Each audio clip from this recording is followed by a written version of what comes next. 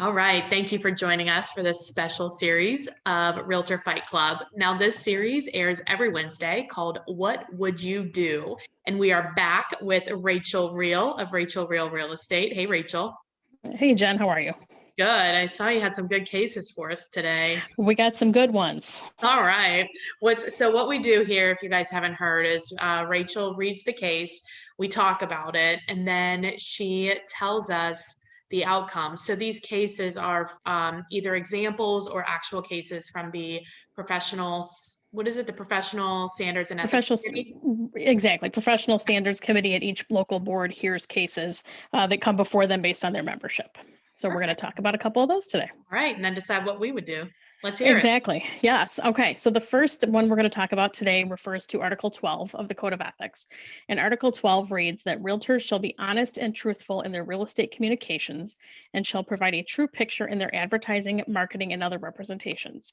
Realtors shall ensure that their status as real estate professionals is readily apparent in their advertising, marketing, and other representations, and that the recipients of all real estate communications are or have been notified that those communications are from a real estate professional.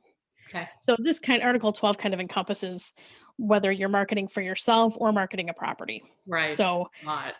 yeah, it kind of encompasses a whole lot of different things. Mhm. So the case that we're going to talk about today is when an agent uses another agent's property as marketing. Okay. So when they take another agent, say you're in your market, you work your neighborhood and there's a great listing that you don't have, but you want to use that to kind of further your own marketing efforts. Right, to try to find buyers or something like that. Exactly, which is totally doable. You just have to do it the right way. Boo. So, all right, let's yes. hear it. Okay, so this case here is copying and publishing other brokers' listings. Okay. So in developing his website, Realtor A decided he would offer 2 pages of listings, his own and some featured listings of his competitors. Being careful not to present a misleading picture in his advertising, he was very careful to list the company name and phone number of the listing company with each of his competitors' listings. Cool. Okay. When Realtor B found one of her listings on Realtor A's website, she filed an ethics complaint with the local association of realtors, complaining that Realtor A had, quote, blatantly and without authorization of any kind whatsoever, advertised my listing on his website, and in doing so was clearly in violation of Article 12 of the Code of Ethics as interpreted by Standard Practice 12-4. At their next meeting, the grievance committee decided that the alleged misconduct, if taken at face value, could possibly violate Article 12 and directed the association's professional standard administrator to schedule an ethics hearing before a hearing panel of the association's professional standards committee. Okay. So these hearings, when a complaint's filed, it goes to a grievance committee, which if you want to think about it in these terms, it's kind of like a grand jury. Okay. So it goes to a grand jury or the grievance committee who looks at everything and says, we're not deciding whether or not they're in violation or not, but is there enough here that they should investigate it further? Okay. So in this case, the grievance committee then, exactly. So the grievance committee moves it forward to a hearing then. Okay. At the hearing, Realtor B produced a printed copy of her listing, which was on Realtor A's website. She produced a copy of her listing agreement and a photograph of the property, which matched the information in the listing. She testified that she had never been contacted by Realtor A for permission to advertise her listing.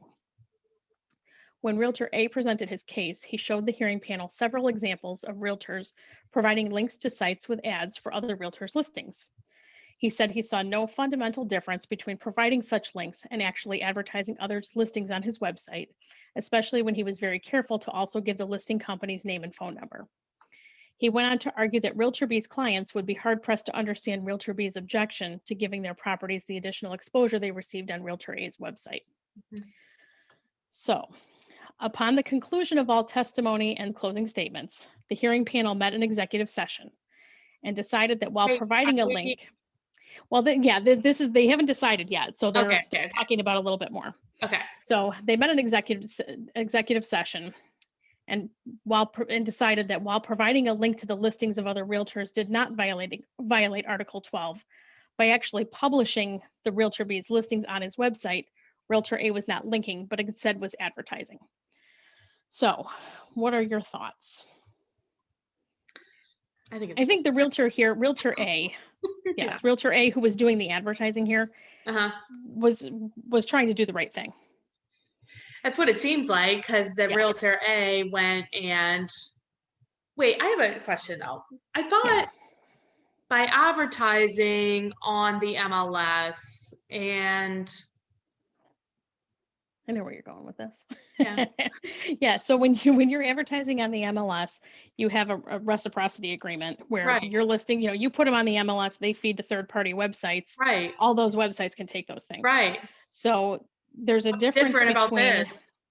well, there's a difference between doing that and offering this link where you're saying, hey, here's a link on another website, to cutting and pasting and saying, here's photos, here's I'm writing data, I'm writing an advertisement and I'm Oh. advertising it and saying this is this person's So listing. right now, like if you have an IDX feed from the MLS onto your website, like that's not advertising. You're not in violation You're not in because violation. you're right, because you're pulling from another website in another feed. So Realtor A is the one that copied and pasted and did the advertising. Exactly. Yes. And the code reads what? The code reads that you have to be truthful in all your advertising. I feel So like the agent was truthful. yes, in this case, the agent whose listing it was didn't give authorization for that other agent, for Realtor A, to advertise that listing on her behalf. So if I, like, there was a house recently that one of my lenders, it was her house 5 years ago. So it went up on the market and I emailed him and I said, hey, this house is right around the corner from me. One of my lenders, it was her old house. Her husband did a bunch of the improvements. Mhm. He was out of the area. So I said, would you mind if we did a little video, kind of walk through, talked about it? She could talk about some of the things, and we give you full credit at the end of this little video clip, listing presented by, here's your name, your brokerage. He Mhm. said, hey, no problem. Thanks for asking. Yeah, why wouldn't you? I wouldn't say think it's a problem at all. What would be the problem if you're advertising somebody else's listing? If it's all like, unless it was all negative comments, but like if you're Right. just But if you're going to do that, why would you advertising something like, right. So if you're we'll going to make a assume bunch of that negative the comments? comments are positive. I would think Right. none of my sellers, none of the sellers would be like, no, don't do Right. that.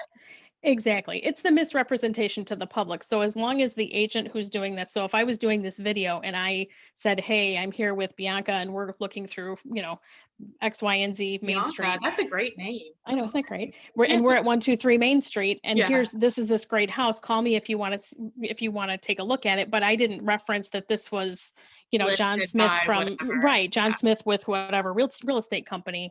Then I'm in violation because anyone who's looking at that video can very well assume that I'm the listing agent of that property. Well, and quite frankly, most of the time the public has no idea how that works anyway. So I don't know They that it don't. matters, but like I totally Right. get that if, and it sounds like this agent did, even though they didn't do the link, they did like the copy and paste and did their own ad. Right. They did say that it was presented by Right. another broker.